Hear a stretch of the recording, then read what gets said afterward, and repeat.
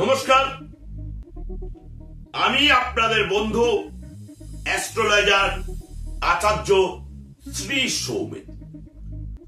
আমি আপনাদের আজকে যে বিষয়টা নিয়ে কথা বলবো সেটা হচ্ছে পঞ্চবেদ। আপনারা জানেন 4টি বেদ আছে, ঋগ্বেদ, সামবেদ, যজুর্বেদ, অথর্ববেদ। আর পঞ্চম বেদ হচ্ছে মহাভারত, যেটা সৃষ্টি করেছিলেন বেদ ব্যাস, লিখেছিলেন গণেশ অর্থাৎ শিব এবং পার্বতীর কনিষ্ঠ পুত্র। কোথায়? উত্তরাখণ্ডের গুপ্ত কাশীতে। এই মহাভারতের আছে 18টি খণ্ড। এই 18টি খণ্ডের মধ্যে শ্রেষ্ঠতম খণ্ড হচ্ছে পুরাণ গীতা। গীতা মানে হচ্ছে গীত, গান। এইবার প্রসঙ্গক্রমে আমি আপনাদের যে বিষয়টা নিয়ে আলোচনা করব সেটি হচ্ছে ব্রাহ্মণ আর অব্রাহ্মণের মধ্যে পার্থক্য। ব্রাহ্মণ মানে হচ্ছে যার মধ্যে ব্রহ্মত্ব জ্ঞান থাকবে, যার মধ্যে ব্রহ্মত্ব জ্ঞান থাকবে। সেটা শুধু পৈতেধারী হলেই যে ব্রহ্মত্ব জ্ঞান হবে আর অপৈতেধারী হলে যে ব্রহ্মত্ব জ্ঞান হবে না, সেটা কিন্তু নয়। যেমন ধরুন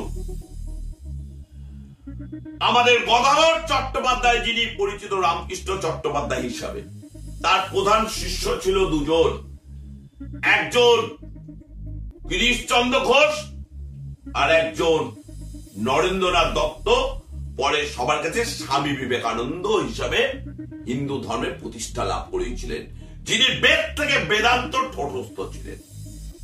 আজকে হিন্দু বাঙালি জাতি বলে একটা জাতি আছে এবং সেই জাতিটা যে সব ধর্মের শ্রেষ্ঠ সনাতন, সেটা উনি শিকাগোর মতন আমেরিকার ছোট্ট শহরে বিশ্ব ধর্ম সম্মেলনে প্রমাণ করতে পেরেছিলেন।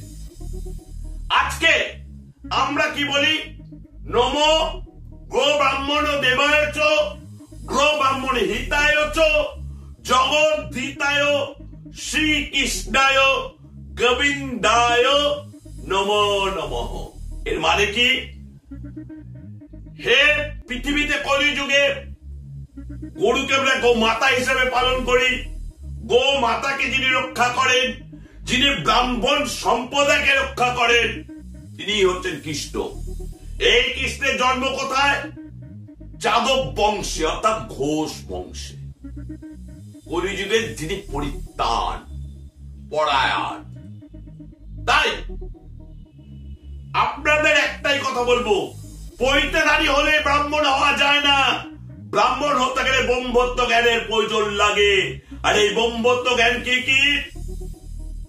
পঞ্চ ইন্দ্রিয়কে যিনি বশ করতে পারেন, চক্ষু, কর্ণ, নাসিকা, জিহ্বা, ত্বক,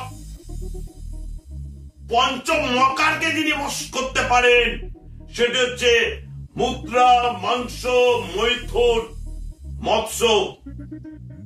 আর তোমার মুদ্রা, মাংস, মৈথুন, মৎস্য আর মদ মানে কারণ। আর কি? মন, ইন্দ্রিয়। এই 11টাকে যিনি বশ করে নিজেকে কন্ট্রোল করতে পারবেন, তিনি হচ্ছেন সর্বশ্রেষ্ঠ উচ্চ স্তরে পৌঁছাবেন। যার জন্যে ব্রাহ্মণ থেকে অব্রাহ্মণ, ক্ষত্রিয় থেকে বৈশ্য, আমরা স্বামীজিকে নতমস্তকে প্রণাম করি। আমরা কাকে প্রণাম করি? শ্রীকৃষ্ণকে প্রণাম করি, যিনি যাদব বংশে জন্মগ্রহণ করেছিলেন।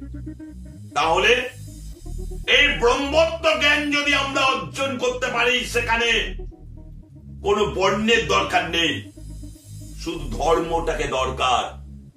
আর সেই জায়গাটায় যদি আমরা ঠিকঠাক বশ করতে পারি, যাদা যাদা হি ধর্মস্থ সর্বপ্রাপ গ্লানিমা ভবতি ভারত উত্থান, অধর্মায়। তাহলে কি হবে? দিনের পর দিন যারা অধর্ম করছে, সনাতন ধর্মকে নষ্ট করার চেষ্টা করছে, তাদের বিরুদ্ধে রুখে দাঁড়িয়ে অধর্মকে পরাজিত করে ধর্ম পরিস্থাপন করতে পারবো। আর ধর্ম মানে কি? যাহাই ধারণ করিবেন। তাই তো যখন সারা বিশ্বব্যাপী কোন বিদ্যালয় ছিল না, তখন আমাদের বিহারে নালন্দা বিশ্ববিদ্যালয় তৈরি হয়েছিল। গুরুকুলে পাঠ শিক্ষা প্রদান শেখানো হতো। তাতে কি শেখানো হতো? যোগা শেখানো হতো, মন্ত্রত্ব শেখানো হতো, পূজা পাঠ শেখানো হতো, শরীর চর্চা শেখানো হতো, অস্ত্রবিদ্যায় পারদর্শী। আর কি শেখানো হতো? যদি অকারণে কোন শত্রু আমাদের আক্রমণ করে, তাকে ধ্বংস করতে হবে। তাই বলি, আপনি 11টা ইন্দ্রিয়কে বশ করার চেষ্টা করুন, ধ্যান, যোগ, প্রাণায়ামের মাধ্যম দিয়ে। তাহলে আপনার কোন জ্যোতিষীর কাছে যেতে হবে না, আপনি সর্বশ্রেষ্ঠ তো অর্জন করবেন। ভালো থাকবেন, সুস্থ থাকবেন, সুন্দর থাকবেন।